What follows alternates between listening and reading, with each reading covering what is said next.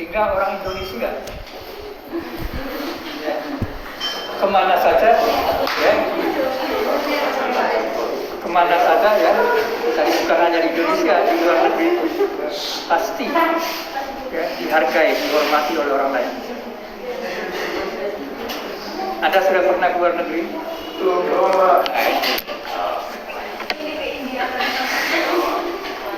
Jadi kalau Anda betul-betul memahami tentang nilai-nilai dalam Pancasila itu, ada berapa butir tadi? 45 butir ya. Dan jangan lupa. Itu menurut TAP MPR berapa? 45. TAP MPR nomor 1 ya, tahun 2003. Tolong dibaca dulu.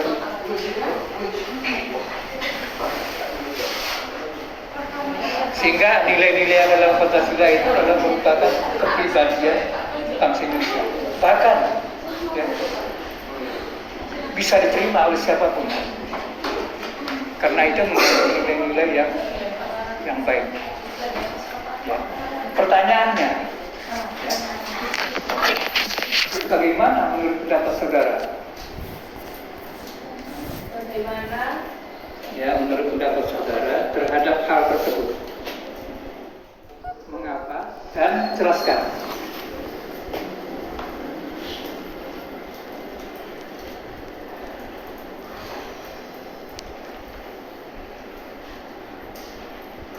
Ya. Bagaimana menurut pendapat saudara?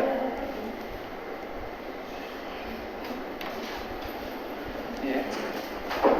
Mengapa dan jelaskan. Jadi terhadap hal yang saya sampaikan tadi, ya, menurut saudara, ya, memang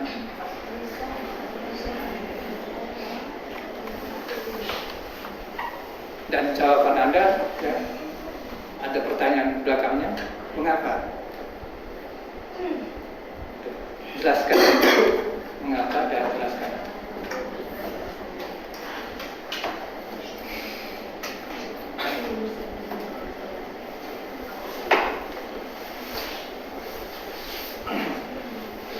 Sudah? Sudah. Ya. Yang ketiga? Kedua.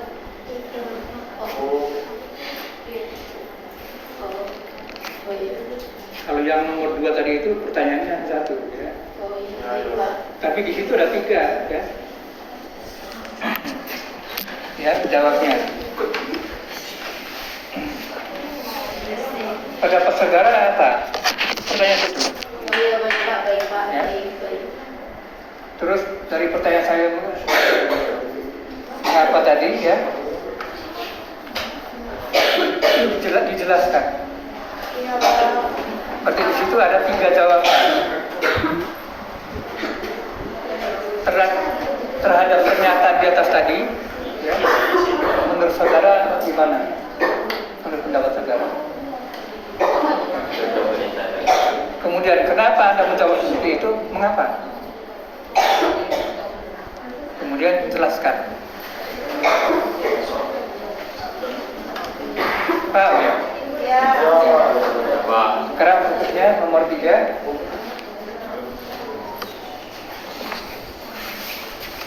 Pancasila sebagai sistem etika dan pedoman perilaku bagi bangsa Indonesia.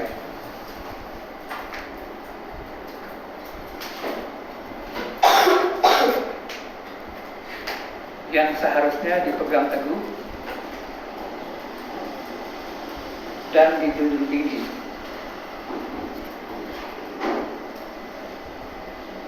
oleh semua pihak.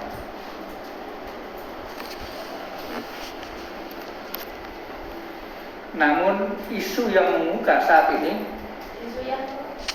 ya, isu yang mengemuka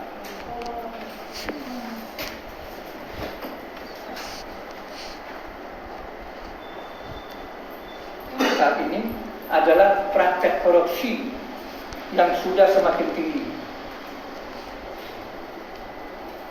dan merajalela di lingkungan eksekutif, legislatif, dan yudikatif.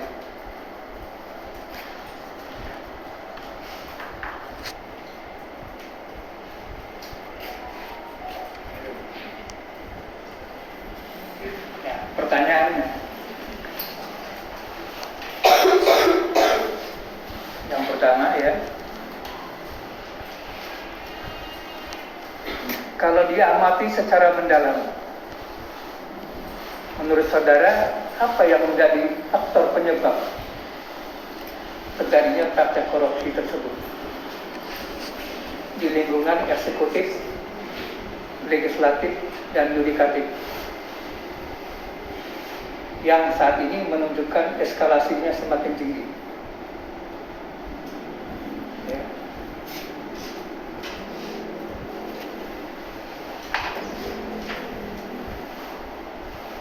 Eksekutif itu apa?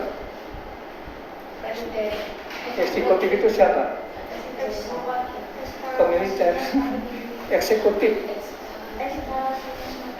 Ya? Harus tahu. Masa eksekutif gak tahu? Ya? Siapa eksekutif itu? Menteri Presiden MK. Ya, eksekutif itu mulai dari presiden, ya, menteri, ya, gubernur, bupati, wali kota, termasuk bawahan.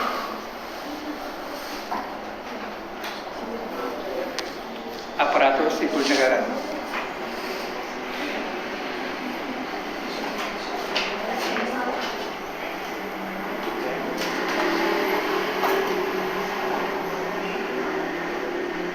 Kalau yudikatif, siapa?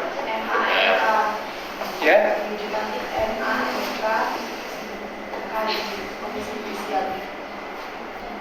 Ya.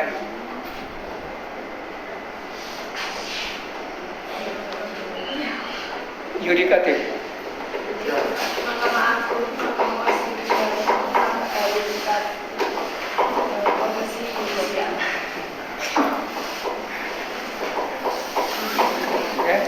Yudikatif itu adalah yang terkait dengan peradilan. Ya. Ya tadi Mahkamah Agung ya sudah itu betul. Ya. Kalau di daerah itu apa? Atau peradilan itu apa? Pengadilan. Ya. Di bidang hukum, ya. Intinya di bidang hukum, ya.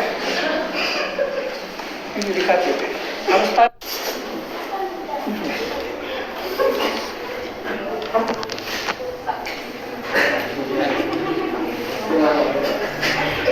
Tadi faktor penyebabnya tadi ya, korupsi itu apa? Intinya itu ya, di eksekutif, legislatif maupun yudikatif. Kemudian yang kedua, menurut saudara, bagaimana penegakan hukum yang berlaku ya dalam pemberantasan korupsi tersebut di Indonesia saat ini? Gimana Pak? Pak? Ya. Ya. Menurut Anda gimana?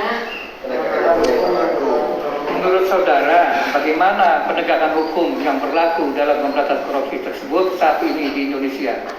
Jika dikaitkan dengan beberapa waktu tahun yang lalu ya, pemerintah telah menaikkan gaji pegawai para hakim 280%.